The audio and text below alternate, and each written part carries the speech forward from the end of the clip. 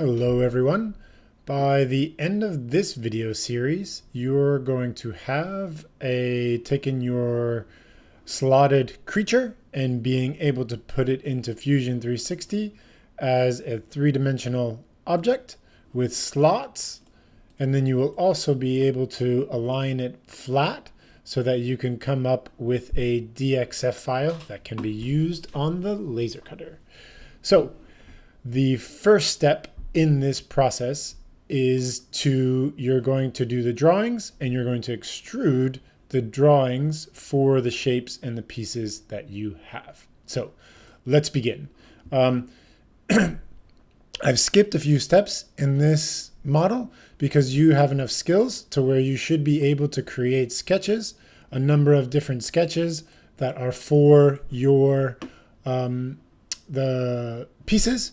Make sure when you're working, you are as detailed as possible. So if I go back into this sketch, you can see how I've used my dimensions when I was doing the drawings. So make sure you're paying attention and you're being detailed as you work in those sketches. Okay.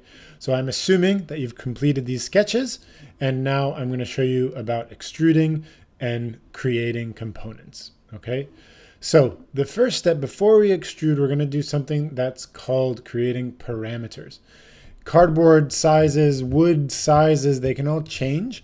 And this function allows us to change the thickness of the material without having to go back in and extrude them differently. So the way to do that is to go to Modify, Change Parameters. And inside Parameters, we're going to create a new user parameter. So there's this plus button here, and I'm going to call this thickness. I'm going to give it 1 just so it's a little bit different. And then I'm also going to call it TH. You could call it T. The expression is going to be the thickness. So for us, I'll say 3.5. And then the comment is, just so that I know, is thickness cardboard. The comment is going to be T, so that I know TH, so that I know I'm going to use that command later as I make the thickness of the materials. So I'll say OK, and now you see I've created this material. I already had another one in there that was for thickness, but I can go, if I want to change the thickness, I can actually just go in and type in a different number here, and it will automatically change. You'll see what I mean in a minute. Okay, so here. Now I'm going to extrude, but rather than typing in the number, typically you would just type in 3.5. Do not do that. What you want to do is type in T. So see how it gives me this thickness automatically? So I can type in T, and I can go and click the different sketches so that it makes it automatically thick. And I'm all going to create a bunch of new bodies. So now, as you can see, here's all these new bodies that have just been created.